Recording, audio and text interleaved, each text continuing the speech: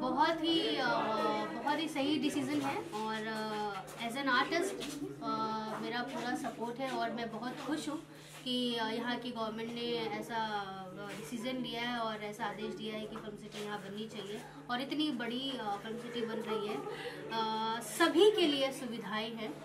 लोग इसको थोड़ा पॉलिटिकल खींच रहे हैं, मतलब डिफरेंस क्रिएट करना चाह रहे हैं कि यहाँ की फिल्म सिटी डिफरेंट है, वहाँ की कुछ डिफरेंट होगी, यहाँ की जैसी वहाँ की नहीं हो सकती। तो ऐसा नहीं है, आप सिर्फ उसको एक ही नज़र से देखिए। अगर फिल्म सिटी बन रही है तो उसमें कितने सारे लोगों को काम मिलेगा, कितने सारे लोग वहाँ पे जाके अपना डेली का मतलब काम कर सकेंगे, उनको सैलरी मिलेगी, कितने सारे लोग उस फिल्म सिटी में इन्वॉल्व हो जाएंगे।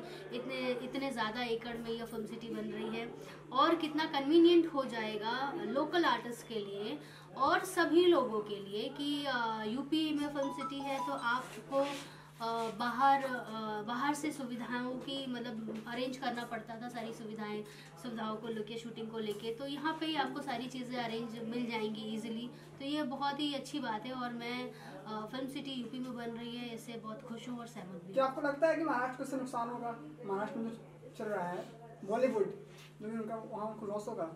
नहीं, बिल्कुल नहीं होगा। और क्यों नुकसान होगा? अगर कोई भी बिजनेस ग्रो करे तो या कोई भी क्षेत्र में बढ़ोतरी हो तो उसमें नुकसान की क्या बात है। देखिए, जो बॉलीवुड है, जो माया नगरी है, वो तो नो डाउट मुंबई ही है और हमेशा रहेगी। ये तो ऐसा तो किसी का आपने स्टेटमेंट नहीं सुना होगा कि अब माया नगरी यूपी में होने जा रही है। ऐसा नहीं है। सिर्फ एक फिल्म सिटी बनने जा रही है और ज़्यादा सुविधाएं दी जा रही हैं और कुछ अच्छे लेवल पे चीज़ें होंगी, बस यही है। कोई कंपैरिजन नहीं है। हर एक अपनी चीज़ों का सबका महत्व है।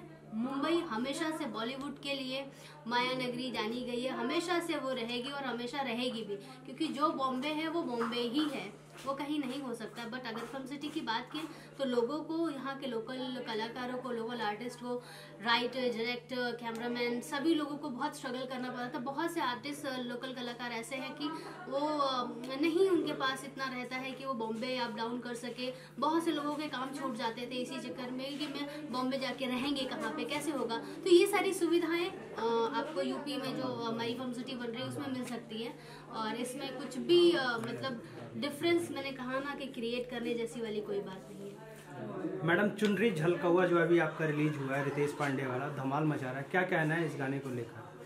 अब जहाँ पे लखनऊ वर्ड आ जाए वहाँ धमाल ना मचे तो बेकार ही है। तो गाने में बिल्कुल लहंगा लखनऊ है और धमाल मचना जरूरी है। जहाँ भी लखनऊ के लोग रहते हैं धमाल तो मचता ही है। रितेश पांडे की जो जोड़ी है, जो मीम्स काफी ज्यादा वायरल किए जा रहे हैं जी, आपके गाने को लेकर, कटआउट को, तो इसके ऊपर क्या है फैंस का रिएक्शन, क्या है, किस तरीके से आप देखते हैं? देखिए क्या है, फैंस है और फैंस का प्यार हर तरीके का होता है।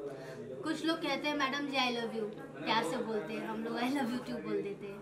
कुछ लोग बोल रहे हैं madam ji I love you too बोले, आई लव यू बोले हैं, जवाब नहीं देंगी क्या? कुछ लोग ऐसे होते हैं।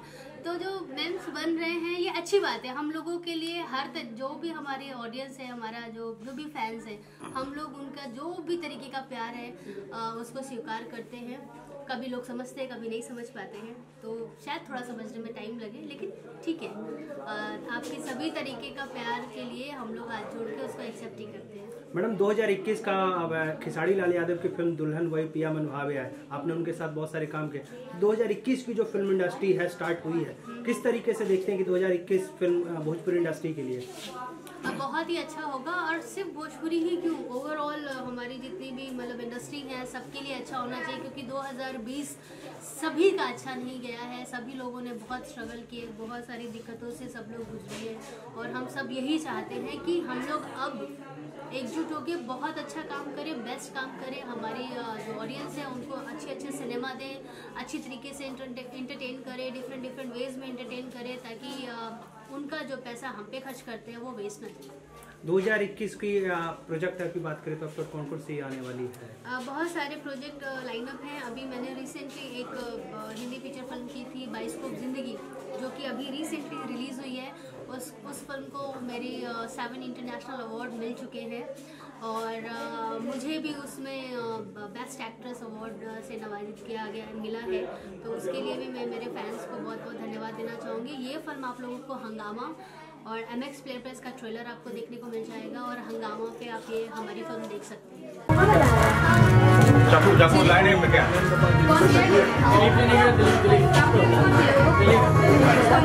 दिलीप कुमार गया कहाँ गया है?